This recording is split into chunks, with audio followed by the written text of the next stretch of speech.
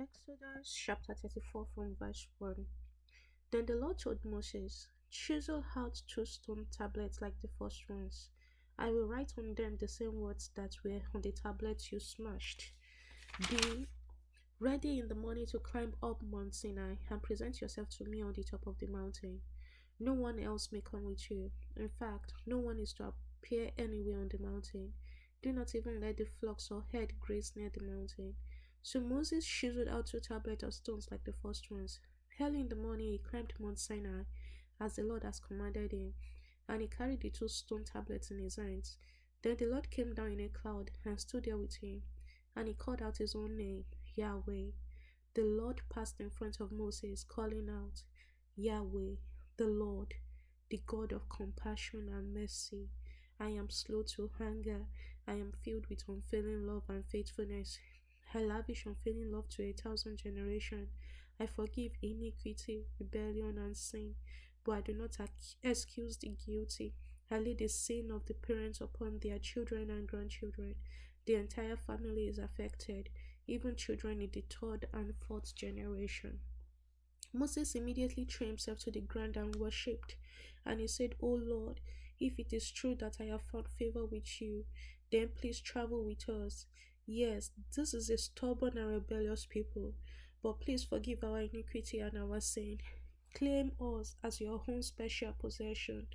The Lord replied, Listen, I am making a covenant with you in the presence of all your people.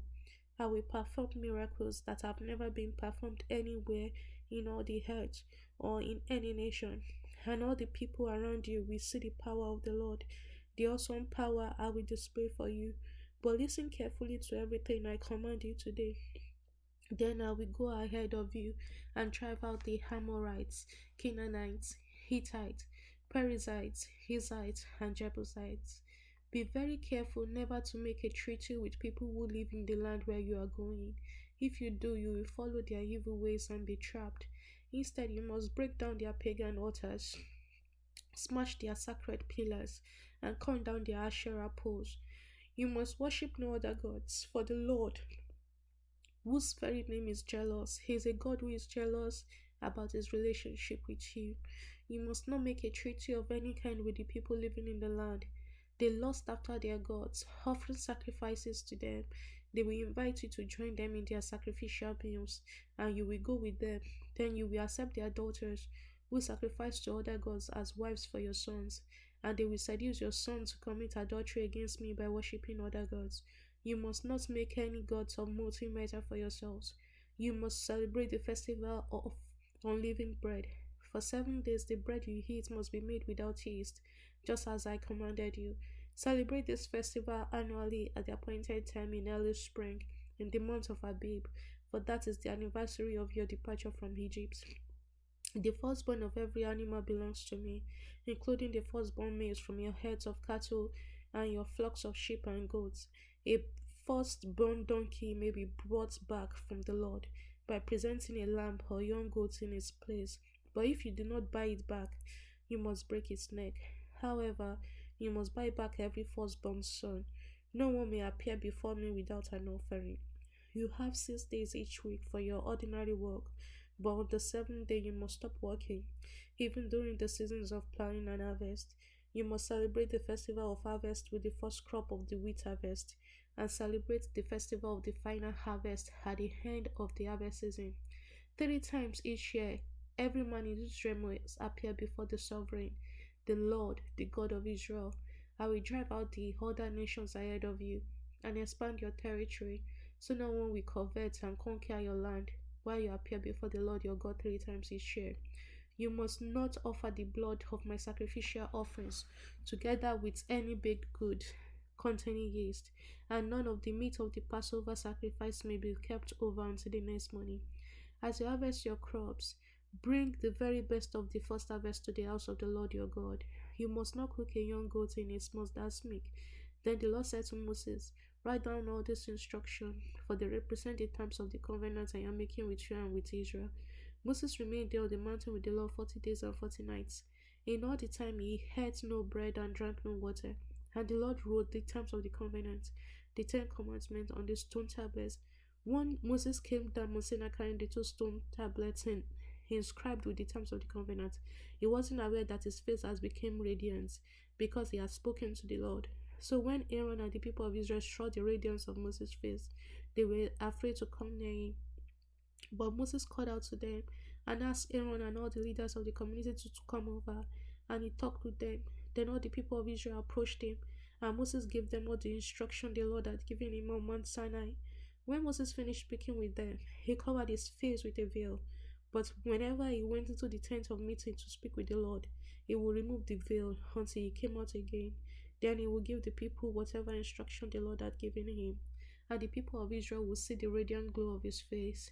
So he will put the face of veil over his face until he returned to speak with the Lord. Then Moses called together the whole community of Israel and told them, "These are the instructions the Lord has commanded you to follow.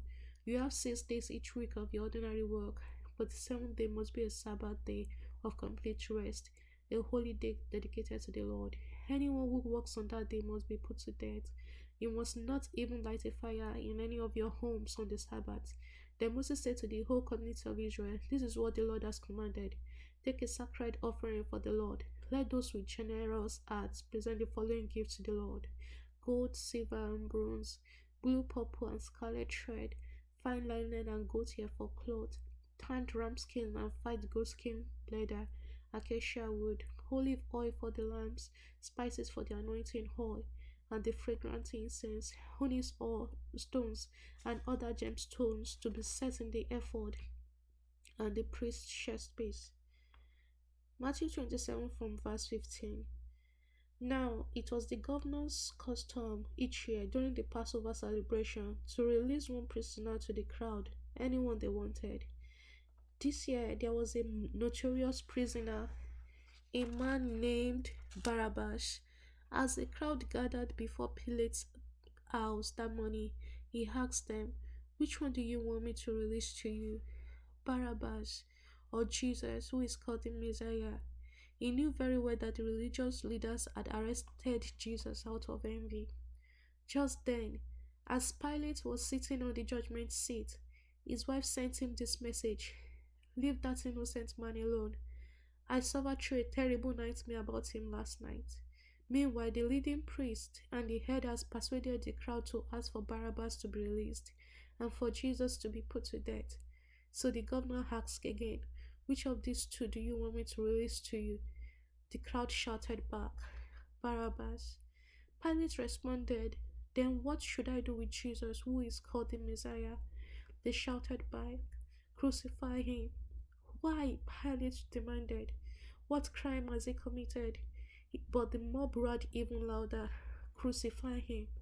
Pilate saw that he wasn't getting anywhere and that a riot was developing, so he sent for a bowl of water and washed his hand before the crowd, saying, "I am innocent of this man's blood. The responsibility is yours." And all the people yelled back, "We will take responsibility for his death, we and our children." So Pilate released Barabbas to them. He ordered Jesus flogged with a lead-tipped whip, then turned him over to the Roman soldiers to be crucified. Some of the governor's soldiers took Jesus into their headquarters and called out the entire regiment. They stripped him and put a scarlet robe on him. They wove thorn branches into a crown and put it on his head, and they placed a reed stick in his right hand as a scepter. Then they knelt before him in mockery and taunted, "Hail, King of the Jews!" And they spit on him and grabbed the stick and struck him on the head with it. When they are finally tired of mocking him, they took off the robe and put his own clothes on him again. Then they led him away to be crucified. Psalm 33 from verse 12. What joy for the nation whose God is the Lord, whose people he hath chosen as his inheritance. The Lord looks down from heaven and sees the whole human race. From his throne he observed all who lived on the earth. He made their hearts, so he understands everything they do.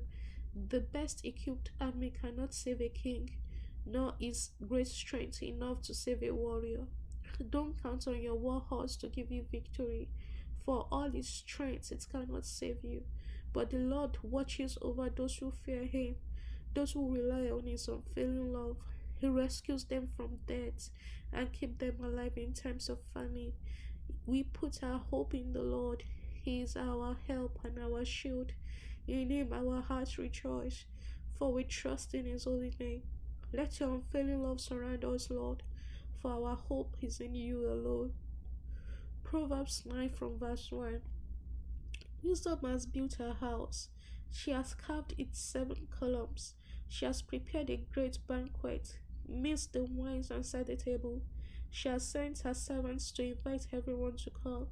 She calls out from the heights overlooking the city. Come in with me, she urges the simple. To those who lack her judgment, she says, come, eat my food and drink the wine I have mixed. Leave your simple ways behind and begin to live. Learn to use good judgment.